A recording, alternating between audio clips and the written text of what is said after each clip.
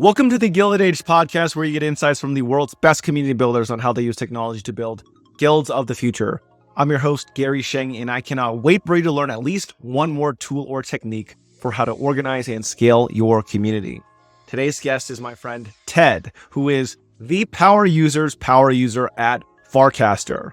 In this episode, we dive into how she gained over 300,000 followers on the nascent social media platform, her reflections from FarCon, which she organized and took place in Venice not long ago, and the power of building a smaller, nicher online community, even if you have a bigger audience that gets a lot of engagement through just social media posts. We go over a lot more as well, so I cannot wait for you to hear her amazing insights on community building. Let's dive in. All right, welcome, Ted. Thank you. Happy to be here. Happy to spend time with you. Yeah, super excited to spend time with you. I'm not a power user of Farcaster, so when I was asking friends who is a heart and soul of the platform, who is a real gem of a community builder, your name kept coming up. So I'm just super excited to be able to chat with you about all things Ted, Farcaster, Club Ted, all the above. So thanks for finding the time with me. Oh, thanks for having me. I'm giggling because at Consensus recently, I was speaking on a couple panels and they had my title as Farcaster power user or super user. And everyone was like, is this really a title? So yeah, live by the brand, die by the brand. Well, it's funny because people would always ask me, oh, like, how's AirChat doing? Like, it's so cool that you guys recently went more public with AirChat. And I was like, oh, you think that I'm on the team? Oh, yeah, here we go. You got that too, yeah. And I was just really enthusiastic about, I mean, maybe I'm biased, right? I'm literally someone that's doing a podcast right now. I love the sound of people's voices and this idea that you can kind of have asynchronous dialogue. And so I went super deep down that rabbit hole, made friends with like all the AirChat team members and invited like everyone that I liked to try out the platform. And I guess that's a good segue for me to ask you, like, how did you fall down the Farcaster rabbit hole and become this like the power user? It's a good question. And I think my story closely mimics yours in that I was maybe it was like mid 2021. I was, someone had just mentioned that they got lunch with Dan, one of the co-founders, and he was like, oh, he's building like a decentralized social platform. And I was like, what does that mean? And it piqued my interest. And so the friend had given me an invite through Dan. At the time, it was just Dan inviting people, very gated. And I wasn't really active on Twitter. I'm a pretty private social platform person. So private pretty across like almost all platforms. But I had known kind of that like crypto Twitter was, obviously I was like working in crypto Twitter was huge. And I was like, oh, okay, I joined Farcaster and I'm kind of amazed at the type of people who are on the platform and using it. So it's very high signal. Like you could cast out a question and get it answered by founders or investors or kind of like OG crypto people very early on. And so for me, I was like, why would I speak into the void on Twitter where I have no following and like don't want to build a very public persona? Or I could stay on this like tiny little social platform in which I'm learning more about crypto and about the ecosystem compared to anywhere else. And so I just committed, like strong conviction was like, I love this place. I like the people here. This is where I'm gonna kind of build the community. It wasn't really like, I didn't think of it that way when I started, but that was exactly how I went about it. I was just like, I love this type of, it felt like OG Reddit or Quora or like even Instagram where you were just like commenting back and forth and not thinking too much about what you were posting or like what anyone would think about it. And I became like the probably number one bug reporter. And I think that, similar to your experience with AirChat, like you end up meeting everybody on the team because you're the one who's reporting all of the bugs and having to reproduce them. So that's really how I got my start. But at the beginning too, like it was truly Dan and Varun doing like liking all of my casts, replying to all of my casts too.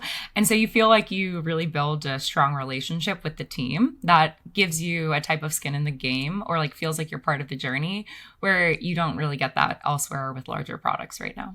That's so interesting, and it is extremely parallel. And it's helpful to know that you were working in the crypto space, and how it just made sense to be creating this virtuous cycle of just deepening your commitment to the space and deepening relationships with OGs. So it's, yes, on one hand, it's like, oh, novelty of trying out a new social media platform, but it's also just like, hey, like this is just a great way to meet some great people that are really frontier, willing to try out new products. And I just love this fact that one of the best ways to build relationships with these people is to report bugs. Like I was on AirChat, definitely one of the top 3 bug reporters. I believe that. And that's just such an easy way to add value to the very nascent ecosystem that you're a part of. Yeah, you've nailed it. It is a good way to add value and to show like, I care about this product and I want it to win. And like, here's an issue that I hope you fix.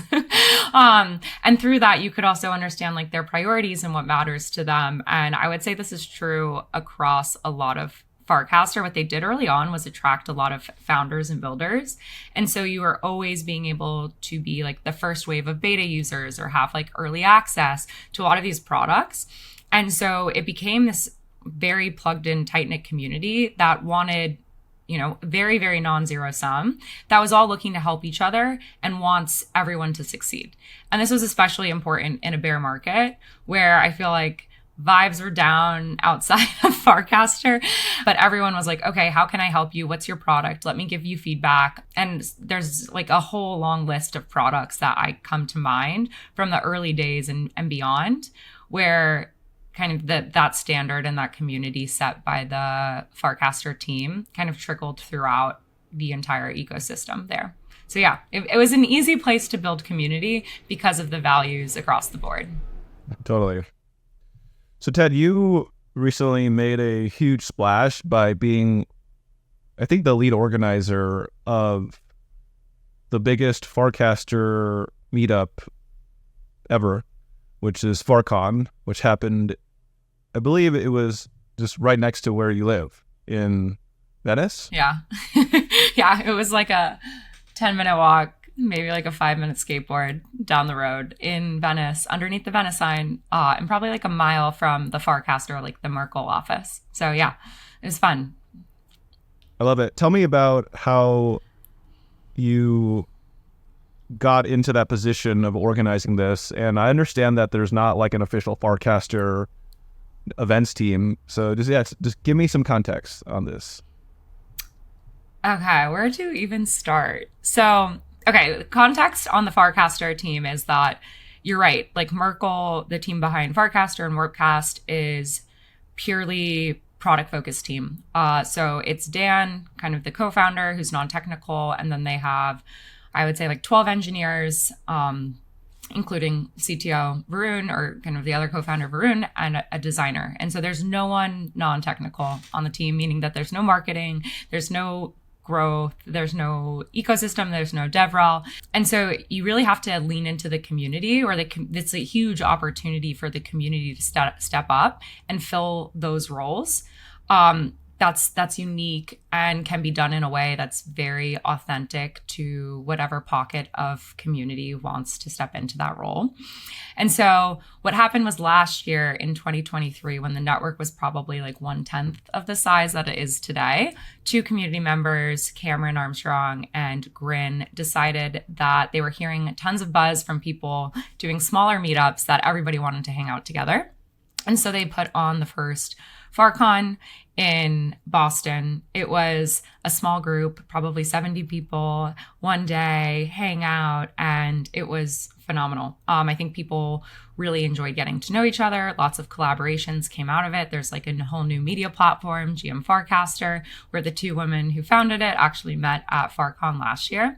So that was kind of like the foundation that we were starting with. But no involvement from the Farcaster team. Dan showed up and kind of said thank you and hung out and met everybody that day. But otherwise, like no involvement. And so based on the reception, another, let's say, user, community member, leader, Graham McBain was like, hey, Grit and Cameron, can I do this next year? And the intention was for it to always be permissionless and decentralized and to be passed on from, let's say, like one community leader to the next over time. And so Graham did that. And then Graham decided, oh, it should be in LA. And then was like, who is the top power user in LA? And so obviously it's me. So he comes and says, Ted, do you want to help out with FarCon 2024? And I was like, absolutely, no brainer. And this was maybe in like late fall of last year. And then my number one thing was like, okay, but we have to make sure that if it's going to be in LA, it works with Dan and Varun's schedule and the Merkle team schedule, because they should all be able to experience and witness and meet the community that loves their product and loves their ecosystem and loves their protocol. So that was kind of how it started and how I got pulled in. And then from there, it obviously, I think, kind of grew into a life of its own. Yeah, so that's how I got pulled in. I love it. And, from hearing just the rave reviews about it, one of the things that I kept hearing was that it really reflected the community spirit of Farcaster, that whole ecosystem.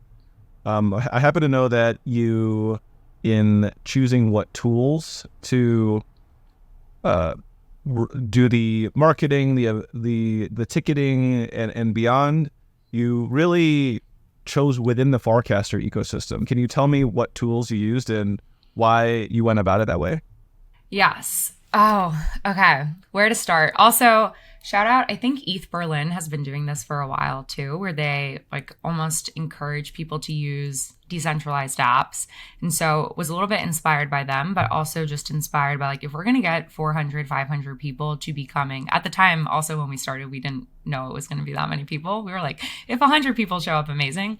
But regardless, if we're going to get like a high concentration of people to be coming, we should be using this opportunity for them to be using Farcaster apps and giving feedback to the people who are building these and using and kind of like leading, etc. So when we first did it to indicate interest, like, oh, like, do people even want to come to something like this? We used a hyper sub product called CrowdFi. That's kind of like a GoFundMe to be like, okay, give $20 to see if you're interested. And so that was inherently kind of a Farcaster native app, nonlinear. Johnny Mack has been on Farcaster from the early days too. And so we've seen him build and go through multiple iterations. Then we used Icebreaker and Unlock for the ticketing platform. So Icebreaker, again, another early Farcaster kind of like building in public project. Jack, who is phenomenal, even made Icebreaker. So they're like physical cards as well that almost serve as like the new business card and is linked to your Farcaster account and other, let's say, decentralized identity platforms. They had made it for 2023 last year, so we had them do it for this year. And then another example is like the full side event list. Obviously, when you go to a crypto conference, people care more about the side events than they care about the real events. And so we used event XYZ for all the side events, which is a sign-in with Farcaster event platform. So obviously, across all of these, there's let's say some like feature or performance parity compared to Partiful or Luma if we're using event XYZ, or just like a normal ticketing flow for Icebreaker and Unlock. But I think using all of these sparked a lot of joy and drove tons of user feedback to the founders and the builders of these projects, in which they were then like, oh, okay, like I actually need to prioritize this, or I should prioritize that. And then even at the event or like the 5-day experience itself, Dan and Varun, the Merkle team, were like, oh my gosh, being able to be in person and hear all of this feedback allowed us to prioritize different features or different kind of factors of the user experience than we otherwise would have. So for instance, like direct messaging or group messaging became like a top of the list priority for them, whereas it wasn't beforehand. So those are some technologies. We also use like the group chat function a lot. I could go on and on. And I think what I'm almost more proud of was the fact that we had like our partners, like the way that we integrated partners and had different themed days or events that really made it an opportunity for every person, whether you were technical or non-technical, whether you were kind of a cultural curator or more of a kind of investor, to be able to participate in a way that felt like they belonged versus anything else.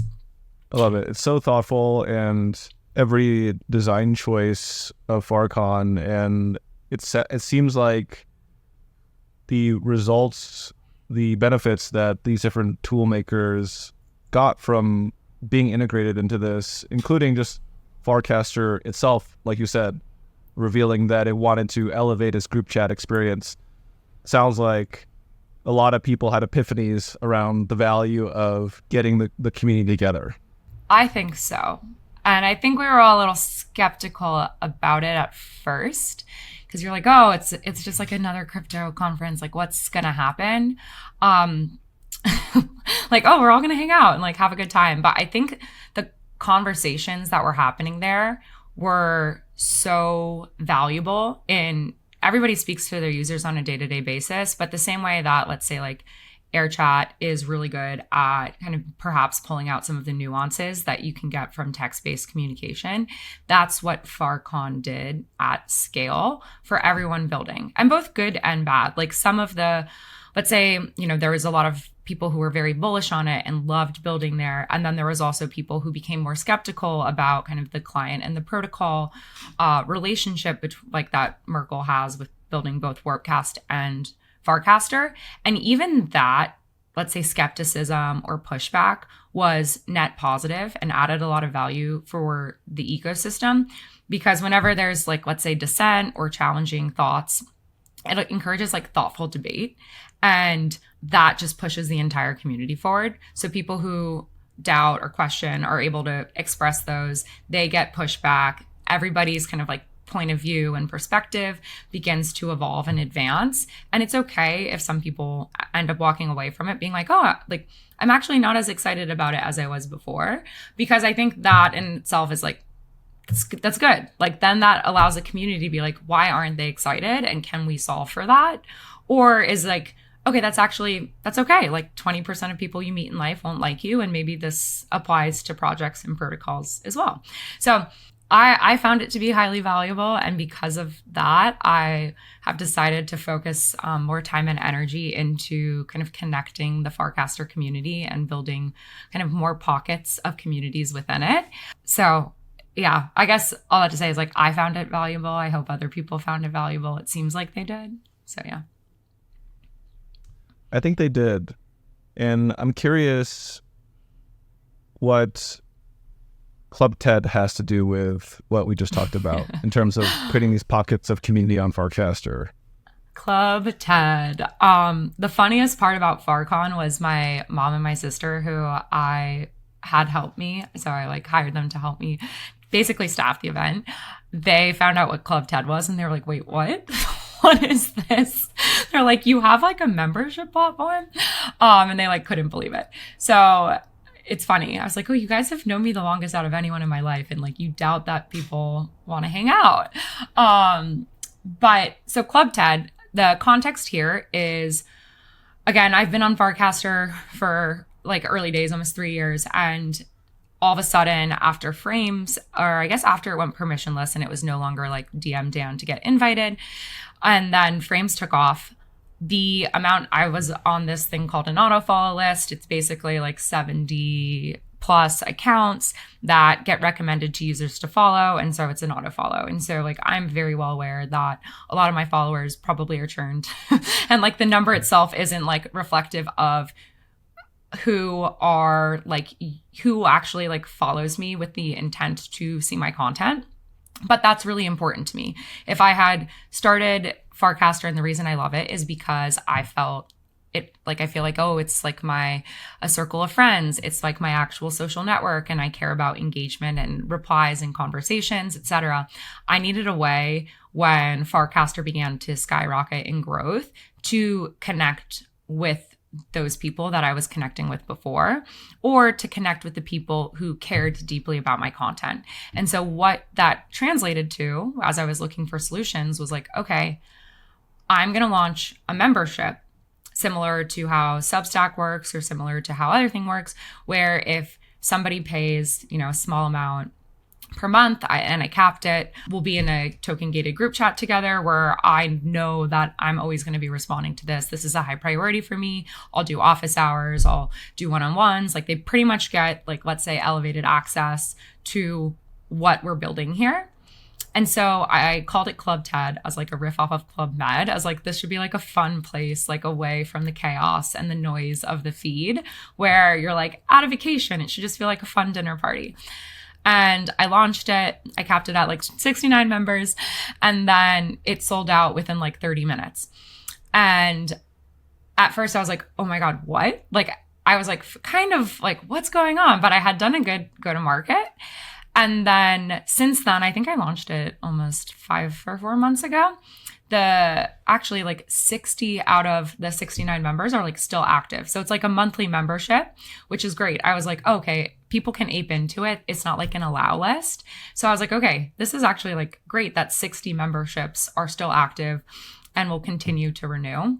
But ultimately, kind of like the TLDR is that it is a tight-knit community of people who I would say like really reflect the early values of Farcaster. So they're on the leading edge of innovation. They care about having like thoughtful, meaningful conversations. They're willing to try new things. And like more than that, like we've genuinely grown to care about and for each other. And so at every crypto conference or even let's say just digitally, we create spaces for us to hang out. So we'll do like a topics of controversy dinner with just Club TED members at ETH Denver, or we'll do, okay, like let's all play poker together online and chit chat and have a great time. And we've really gotten to know each other through that. And so that is what Club TED is in its current form. I love it. And, it really says a lot about your ability to make people feel safe, loved, and to create that environment where they can bring more of themselves out. What do you think it is about you and how you engage with other people that has built this sort of reputation? That's a good question. Ooh, talking about like myself. Let's see. I think my parents raised my siblings and I to always be very curious. So be very intellectually curious and relatively judgment free. So like always like it's really easy to judge someone before you know them. And so my parents always taught us like ask questions in order to better understand before you make a statement. Now, I'll preface that by saying that sometimes I'm really good at that. And I think that's how I've built community. And then I also think that on the other hand, sometimes I can also be impulsive or rash and like jump to a conclusion. But I'm very quickly to like walk that back. And so when I do, and I'm quick to walk something back or admit that I'm wrong, I think what I've been able to do through that is on kind of when I do ask questions, which is the majority of the time, I'm able to build like genuine relationship with someone because they know that my motive is just like purely learning and understanding and wanting to hear their perspective and engage with it because I respect it. And then on the other hand, when I don't take, let's say, like the more truth seeking and I'm like, oh, here's like a statement and what do people think? When I've demonstrated that I'm willing to admit when I'm wrong or walk something back or apologize, I've then also built trust with people. So they're like, okay, like she can be intellectually honest. She's relatively self-aware. And I think people like because of both like the genuine relationship and then the trust that derives from it, it's a little bit contagious as well. So I've seen that like other people in Club TED or in the community are willing to be like, you know what, that's a good point. And you've changed my mind. And I think that is missing in the world today, or is at least missing on crypto Twitter. And so just like also the novelty of it and the wholesomeness is very appealing to people, even if it isn't as like controversial or like sexy or like, I don't know, any of the other like hot topics. Even though we do discuss hot topics, it's just not, it's not like PvP. And I think people like that. I love it. You set the tone for I would boil it down to a culture where people can actually talk and experiment, which is one of my favorite parts that I've observed of the Farcaster ecosystem. So I think that's really beautiful. Thanks. Yeah, it was a little scary at first because I would cast things that most people probably wouldn't ever dare to say out loud. Like it'd be like, I'm genuinely asking XYZ about even sometimes, I guess I'll give a good example. Like Guildxyz is on Farcaster, and a lot of times when he talks about the network state, it's in a way that's like very, the world is ending, like doom scrolling, like, oh, the network state in crypto will succeed because the world is going to get set on fire, and like this is the only way forward. And I just was like, candidly, I was like, do other people find this inspiring? Because like, I don't think that's very appealing to a mainstream user. It felt very like, if we're talking about, let's say like Christianity, it felt very like Old Testament versus New Testament. And I feel like most of the people today are more I would say like, yeah, exactly. Right. Most of the people today like really resonate with the New Testament. That's like optimistic and hopeful. And I just like said this and was like, do other people agree or disagree? Like it just doesn't appeal to me. I like the concept itself, but the language and the way that he markets it isn't necessarily that appealing to me, nor to any of my, let's say like normie friends. And everyone was like, oh, and I tagged him in it because like, why wouldn't I tag him in it? I was like gonna talk to him, like he should know that this is like feedback. And anyways, I go on like a 6-hour flight and I land and see that he had actually responded to the whole thing. And it ends up being a highly valuable discussion back and forth between him and a lot of other people who had responded, because I decided to challenge, some of what he was saying in a very thoughtful and genuine way. And that wouldn't have happened. I don't think that could have happened on Twitter because it's so PvP, or like I'm going to dunk on one person or the other person. And Guildxyz did call me a normie, which like cracked me up. And I was like, I could be offended, or I could just be like, you know what? This is a good thing. Like I'm okay being a normie, even though we're in a crypto space and like being a normie is like almost like the same as being a muggle in Harry Potter. So that's just like one example of, I think, like seeding very important discussions to be having that lead to better learning, better understanding, deeper conversation and connection across the ecosystem that I could never imagine having in another place. That's a amazing example. And I can imagine that other people seeing that are like, oh, I can ask these kinds of questions. And people will actually find it valuable. And it's like, wow, this is stuff that I actually think about as well. And I can't believe that this is one of the first times I'm seeing someone else bring up something that is kind of obvious to normies. Yeah. And the fact that Guildxyz responded too. So then it was like, okay, like you should actually come engage on Farcaster because your likelihood of getting a response from somebody who you would never be able to get a response from elsewhere is quite high. And that would be true of like Vitalik and Mark Andreessen and a lot of other people who I would consider like high status or like exclusive or like inaccessible elsewhere, end up becoming very, very accessible on Farcaster. Totally.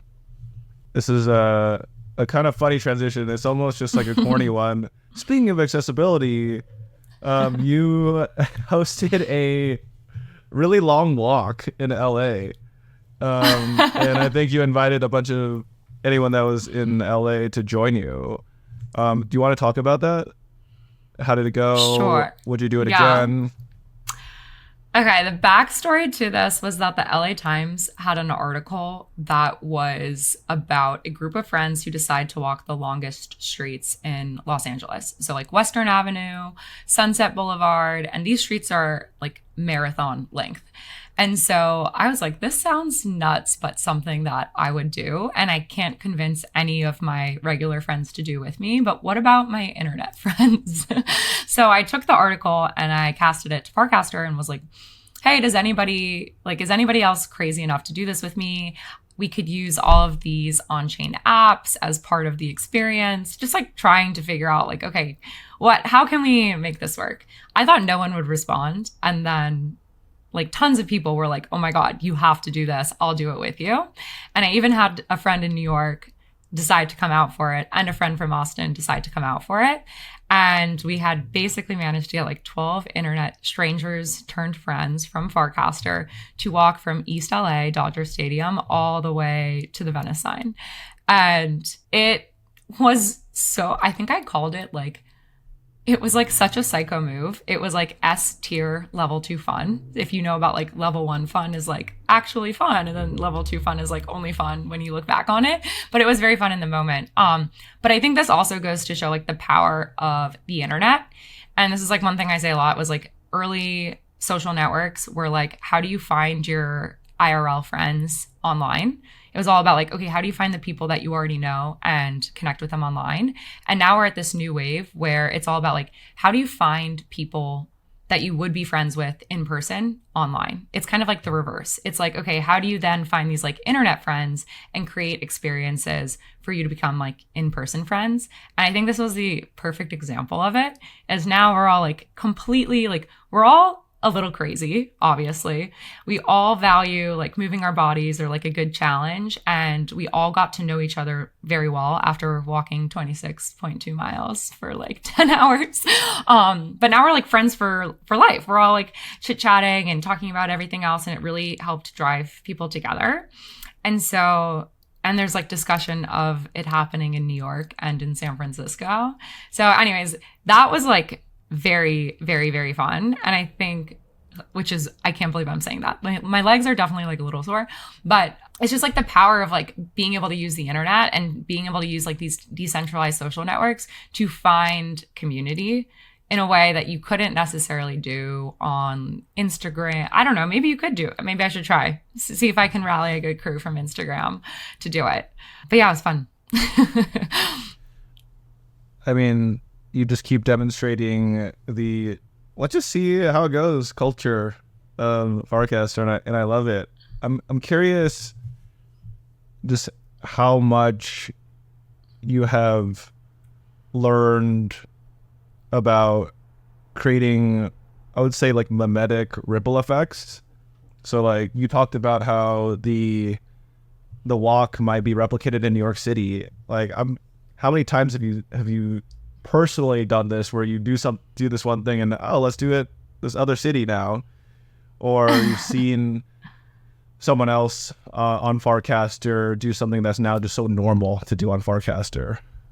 I think quite often, but never intentionally. Like I never go into something being like, oh, I want this to be like a meme, or I want this to go viral, or like, oh, that's like never the intention. When it has happened, I've found that it's because like good energy and fun is contagious and people want to feel good in a way that's very wholesome or authentic to themselves. And so that is what I've seen work the best. And so like a good example of this would be like the walk. But even after FarCon, it was such an amazing experience. There was multiple cities or groups of people who were like, I want to do FarCon 2025. Like, let me do it. And I was like, that's amazing. Like, I love being able to create an experience that then people want to recreate because it drives connection. Another example would be like something so silly was I casted like, here are some fun facts about me. And it was like my favorite food, my favorite song, my favorite season, like what my phone background is, my favorite coffee. And I casted it. And then it was like a ripple effect from there too. And everyone was just starting to do the same thing and fill it in. And it reminded me of like early Facebook where you could like tag people in different photos, or Instagram where you can like fill in the blanks. And I was like, oh, this seems silly, and it is, but it's a way of people getting to know each other better that wouldn't have happened otherwise. And then you could see like, oh, this person's favorite food is ice cream, and then this person's favorite food is also ice cream, and then they're talking about like what their favorite ice cream are, or like the best spots in San Francisco. Or somebody was like a total Deadhead, and then somebody else noticed, oh, you're also a huge Grateful Dead fan. And so stuff like that is I see some of those things take off. And I think that's the best, or like hosting meetups. I hosted coffee meetups, and then you see, shout out to Chicago hosting Chicago meetups, or OXB in London hosting London meetups. And you can see that people start, once they see something and are inspired, it ends up taking on a ripple effect. And I'm a firm believer in like, if you see it, you believe it.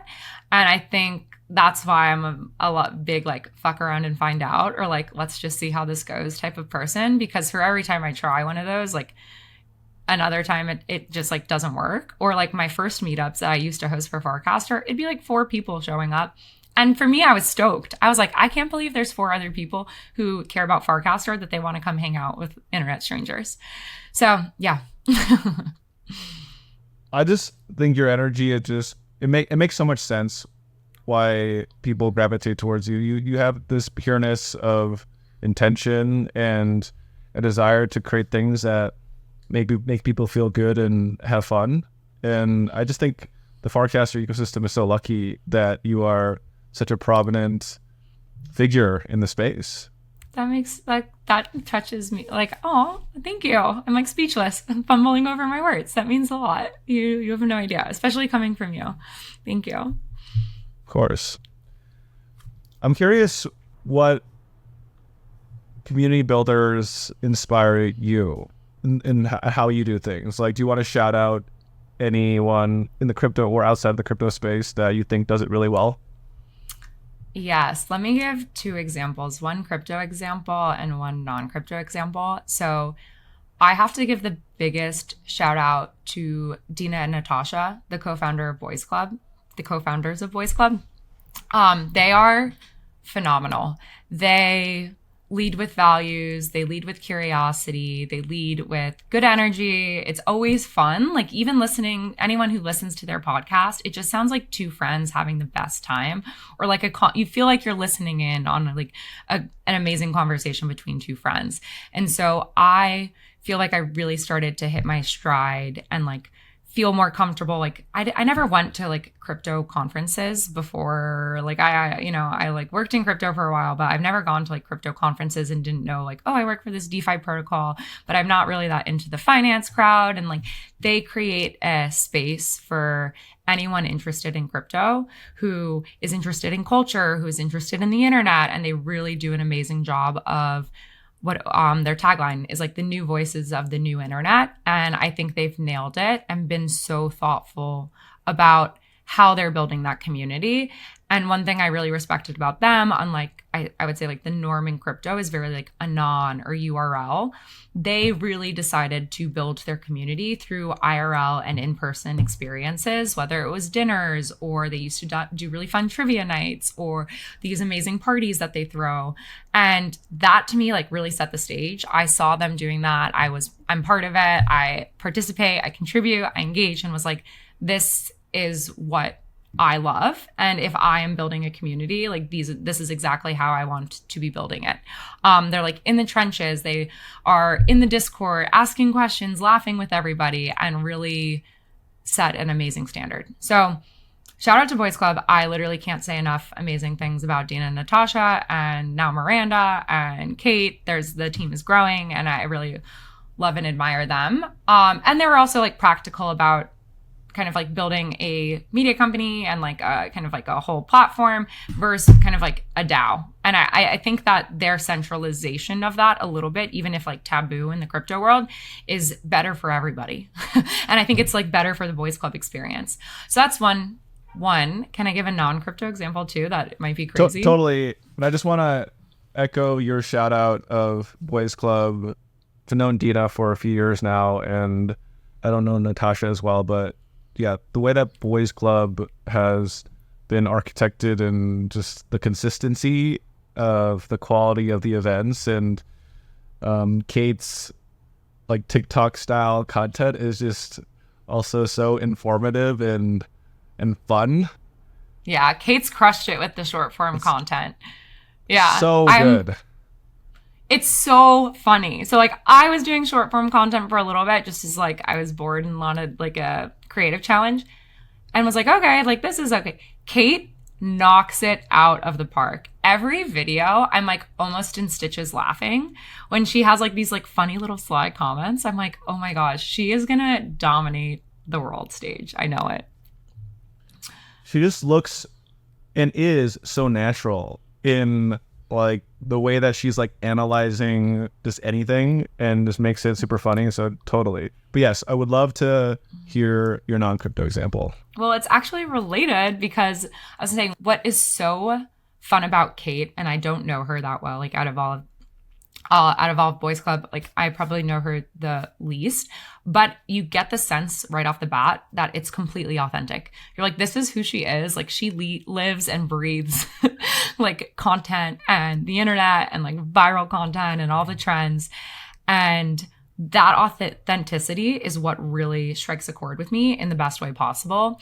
And the other person I would look up to from a community perspective is total wild card here, but Alex Earl, the TikTok content creator, because she has built her entire brand around being authentic. So you see, like, you know everything about her. Like she wakes up, she recaps her night, she's going out, she's telling you what's on her mind, she introduces you to her friends, to her family. Like you feel like you're her friend. And I think that level of authenticity, and it's genuine, like you can tell that she really cares. Like she's in the comments section of every TikTok, like responding to people and always has been. And I think that level of authenticity is so powerful. And I think more and more community leaders, and like if we look at the trends, like more and more creators are community builders and community leaders around certain brands, etc. She's set a brand new standard of what it means to be like bottom up and top down community builder purely by being as authentic as possible. And whether that's a good thing or a bad thing, like she shows the good, the bad, the ugly. And I think that is very inspiring for someone like me. Or anybody who is now a public persona. So like I was always a private person. You can't be private profile on Farcaster. So like now I don't have any other way of kind of like creating content, for lack of a better term. And I'm very inspired by her. So yeah. I love that. Shout out Alex. Yeah, Keep shout out Alex Earl. So authenticity. If you are gonna talk about yourself and you're comfortable talking about parts of yourself, what you did, your family, just different parts of your life, there's a lot of, not everyone wants that attention, right? But if you are going the route that Alex or someone like Kate is going, like go all out, right? Like just fully be yourself. Yeah, exactly. And you can pick and choose. Like what I've learned is like you pick and choose what parts of you that you want to stay private. And I think Alex is also really good at that, is like not everyone needs to know everything. And there's even people from Farcaster who I've known and hang out in person. And they recently said like, they're like, I think I know you, but I'm realizing now that I don't actually know you at all. And it's like a good friend because he's like, oh, I don't know like the like nuances or like, you know, tiny like things. He's like, I know your values and I know what you may do on like a day-to-day basis. And some of the things that you think, but I don't know kind of like specific, more private details or personal or like intimate details of your life. And I was like, that's kind of by design, to be candid. Like there's definitely stuff I want to be private, but like for instance, one thing that I think is so authentic is I love Farcaster. I referenced this already. I was like, guys, I need help for FarCon. And the only people I can trust who like won't kill me for basically making them work 18 hours plus a day and like pick up trash for whatever for FarCon are my mom and my sister. And so people helped crowdfund to cover their flights to come to LA to help with FarCon. My mom and my sister were all there chit-chatting, meeting people. It was just like, so that being able to share something that's so important with me, which is my family, like I put my family above everything else in life. For that, me to be able to share that with the Farcaster community is a way of like, it's like very authentic and real to me in a way that I'm very comfortable with. And that I was actually so happy to share the Farcaster community with my mom and my sister because it's like, it's a little bit different seeing like scrolling a feed versus like my mom and my sister being able to like see this community like come to life and like know and understand why I love it so much. So yeah. The coming together of two worlds. Yeah. Strategically as well, for sure. You don't have to just dump everything out into the world, to your point. Yeah. Ted, I want to ask my final question, which is, what is any other advice you have for community builders? I feel like I learn a lot from other community builders. Like this role is like a little intentional, even though I've always been like a team-oriented person as an athlete, or like I come from a large family, so like very like community-oriented, just as in my DNA. So I learn a lot from other community builders and leaders. And I think the number one thing, which is also great feedback for a founder or anyone building a product, is like talk to your community. Like be part of the community as much as you are leading it. And so I'm always asking like, oh, can someone teach me about this? Or can someone kind of like, does anyone know who's best at this?